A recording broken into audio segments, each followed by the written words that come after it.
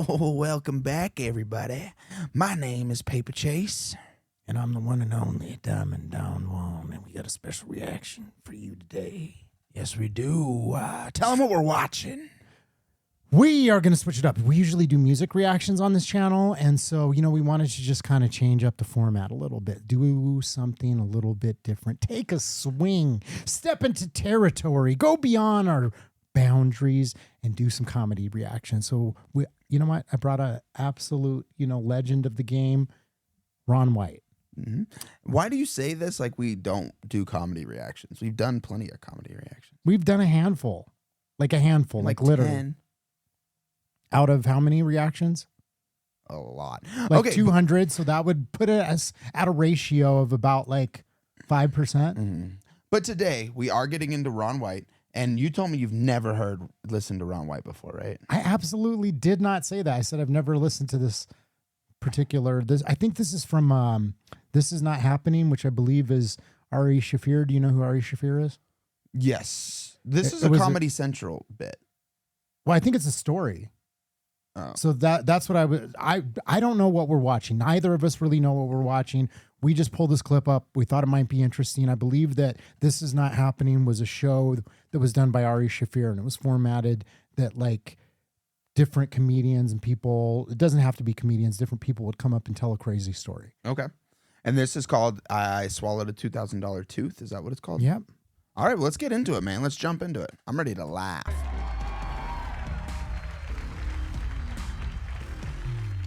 I was working most of my gigs for the Funny Bone Comedy Club, and I was a prominent headliner for them in 1996, and making about $2,000 a week. They would fly me to the gigs, and I wasn't paying my taxes, so it even felt like I was making more money than I was, and living pretty good. And so the guy that owned that chain of clubs realized that I was working 42 weeks a year for him.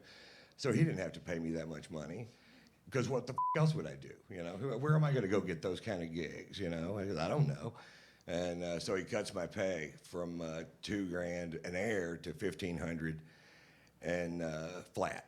And I told him to go eat a steaming bowl of. Okay, cut to years later. Blue Collar Comedy Tour happens. We sell 10 million albums. I start touring. I play Radio City Music Hall. I'm just things I never even dreamed of. I'm from a little dirt town in Northwest Texas, and I'm on my tour bus. It's late at night, and I'm driving back to Atlanta. And Wednesday night, when I get back to Atlanta, where I have a house, and I'm going to be the auctioneer at this huge charity event in a tuxedo called the East Lake Foundation. And so that's my big charity of the year. So it's a big deal, and I do it every year. And I'm real drunk in my bus, which happens we get what we call bus up in that bus, and where your only goal is to stay sober enough to make it to where your bunk is, and I've barely done it. And underneath my bed on the bunk, there's a drawer that's refrigerated, and I can get water. And I've just had a bunch of dental work done, and all these are crowns on the front of my teeth, and one of them had been loose, and it had fallen off, and it was this one right here, that bad boy right there. And I stuck it back on with a piece of toilet paper in there, and it had been on there for quite a while. It stuck on, and it looked great. Look, my teeth look great. None of them are real. None of this shit's real. Not one thing of this is real. And so I'm gulping down this water, drunk on my bus late at night, and the tooth comes off, and I swallow it. And I understand the ramifications of this the second that it happens, because we live here too, and the dentist that did it's in Beverly Hills. That tooth cost $2,000, and I need it for Wednesday night, and I know where it is. Oh no. So I go onto the internet. What do you do if you swallow a tooth? Well, it says take laxatives, which I figured that was part of it. Oh my God, this is just horrible. Just thinking about a giant whiskey doo-doo and having to dig through it to find your tooth. It's probably pretty loose, honestly, knowing his diet and how much he drinks. But just the thought I mean, I've had some whiskey dews the next day, you know, Yeah, and that are that pretty smell, bad. Yeah. like having to dig through it. And What do having you to use? find a Tongs? tooth. Yeah. I don't know. That's terrible. And shit in a trash can, and then mull around in the trash can until you find your tooth. Now, Then you got to clean Put it it and back put in it your back in your mouth. Yeah. No. Oh, no, man, I'm going toothless, dude. I'm getting gold fronts like a rapper. Yeah. No. Fuck that. literally have a 10th grade high school education, but still, I thought strainer. Oh no. Shit in a strainer.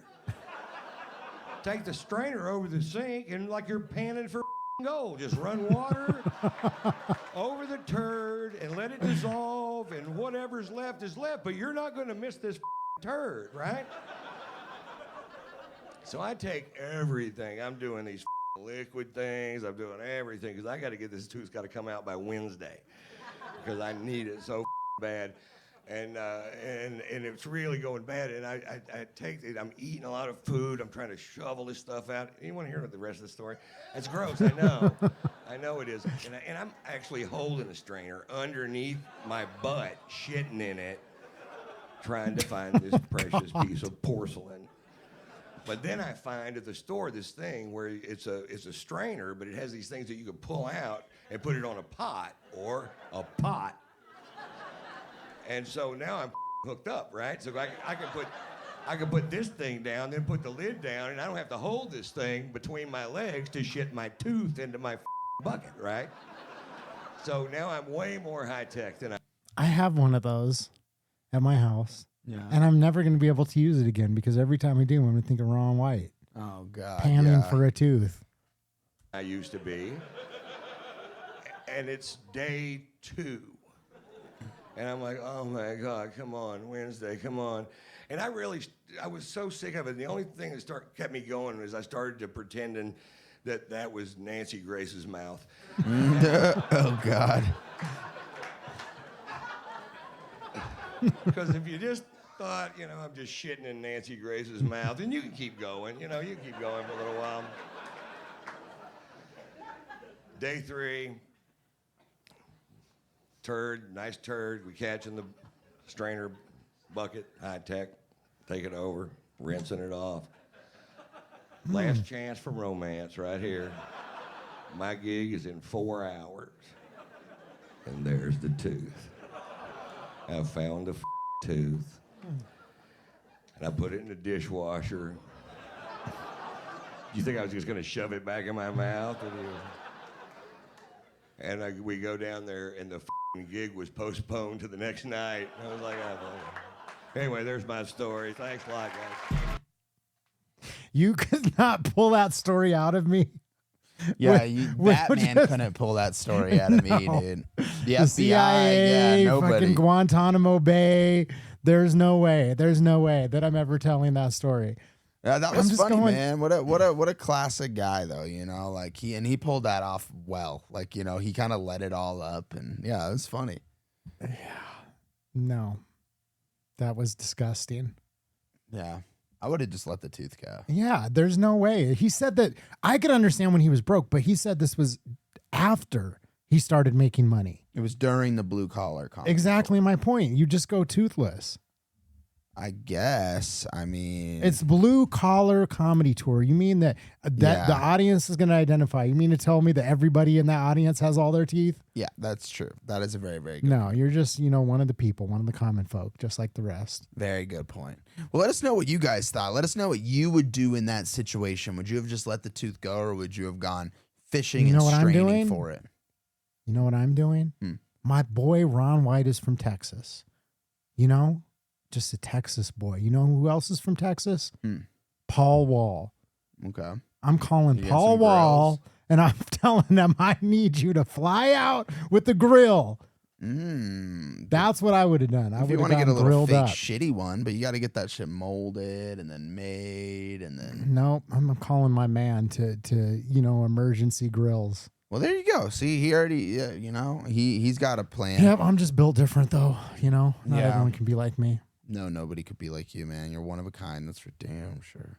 Thank you guys so much for watching, man. If you enjoyed this video, make sure you drop a like. If you want to join us on our journey of discovering new comedy, old comedy, music, everything in between, make sure you hit that subscribe button, man. We always have a good time here. And I'm curious, if you are a fan of comedy in general, let us know if there's something that we should react to. Also, if you've watched the show before, this is not happening, what's the best story? I'm curious, like, who told the best story on this show? Because I think they've got like skateboarders, like all kinds of different people that just come up and just tell a story. stories. And it's not even necessarily that it has to be funny. It's more just like, I'm going to tell a crazy story. Okay. So it can be all over the place. So Okay. let us know. Well, we should definitely check out some more. Thank you guys so much for watching. We'll see you next time. Peace.